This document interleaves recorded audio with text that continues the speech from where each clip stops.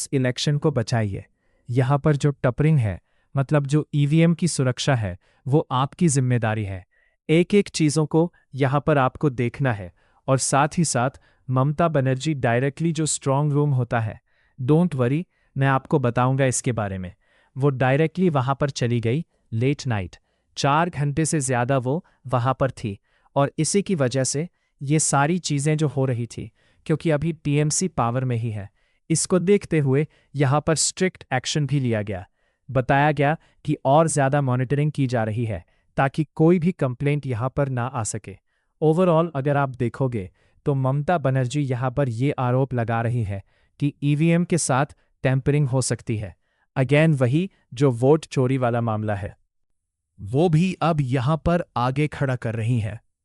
वैसे अगर आप देखोगे तो राहुल गांधी जी ने लोकसभा चुनाव में पिछले साल जो पूरा मुद्दा उठाया, नाक से की जाने वाली आवाज था वोट चोरी का, उसमें ममता बनर्जी कोई बहुत बढ़ चढ़कर आगे नहीं बोल रही थी।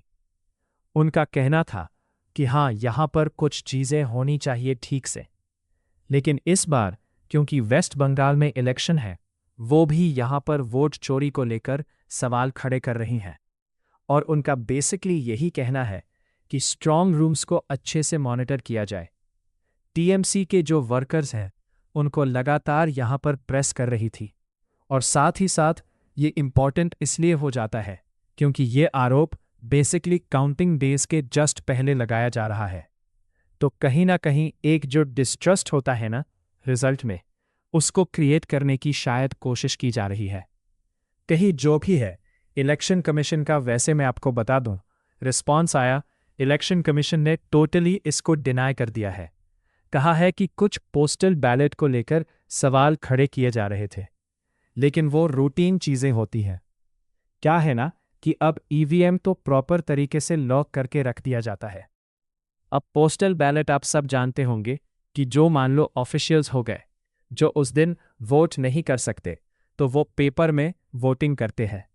इसके अलावा जो बहुत सीनियर सिटीजन्स हैं, 80-88 ईयर्स के अबव, इलेक्शन कमीशन खुद उनके घर पर जाती है, उनसे वोट करवाती है, राइट? तो उस तरह की जो पर्चियां होती हैं, पोस्टल बैलेट है, उसको सही से थोड़ा सा हैंडल करना होता है।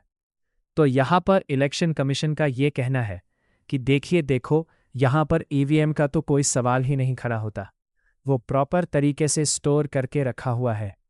जहाँ तक पोस्टल बैलेट का सवाल है, तो वो जो हमारा रूटीन प्रोसेस होता है, उसके थ्रू